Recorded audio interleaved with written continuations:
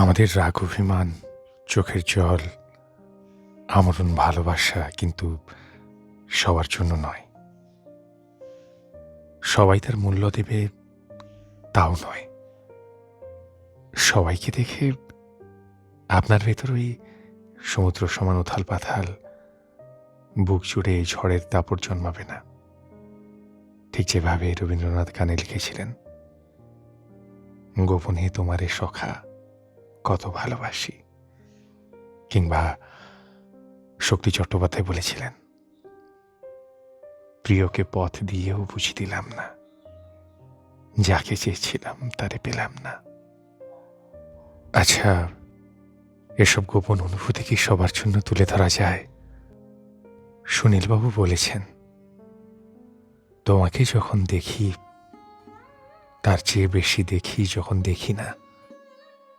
কিংবা সত্যজিৎ রায়ের সিনেমাতে অপর্ণা চিঠিতে অপুকে অভিমানে বলেছিল, আমার সেই পাশের বাড়ির মেয়েটির কথা ভেবে হিংসে হয়, সে যে তোমায় সকাল সন্ধে দেখে, আমি তো দেখি না। ঠিক যেভাবে জয় গোস্বামী লিখেছিলেন, ভিজে যাবে তুমি বলেছ, সরে এসো ছাতার তলায়। আমাদের একটাই ছাতা, তাতে দুজনের চলে যায়।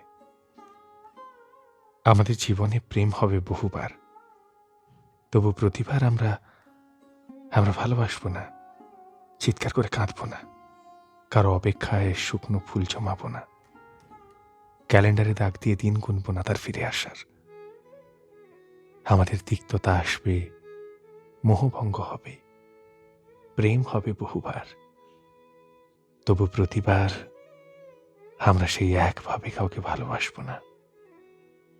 নয়তো রূপম ইসলাম লিখতেন না, সেই যে নীলের নেশা লাগিয়ে দিয়েছ মনে, আমার জীবনে আর সে নীলকে ভুলবার নয়।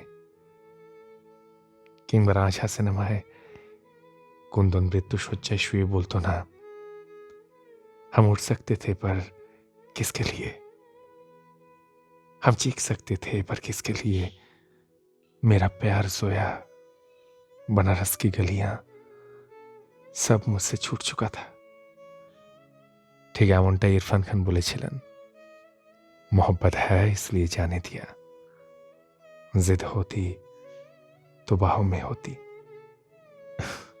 কিংবা শরৎচন্দ্র লিখেছিলেন, কপালের যেখানটায় বসন্তের দাগ ছিল, সবাই চোখ ফিরিয়ে নিত ঘেন্নায়, সেখানটায় চুমু খেয়ে বুঝিয়ে দিতে হয় ভালোবাসা জিনিসটা সবার জন্য আসেনি। শীর্ষেন্দু মুখোপাধ্যায় একটা ইন্টারভিউতে বলেছিলেন, প্রেম তো সবাই করে, কিন্তু ভালোবাসতে গেলে তোমাকে তার ভালোতে বাস করতে হবে, তাকে অসম্ভব রকমের চেয়েও ত্যাগ করতে জানতে হবে।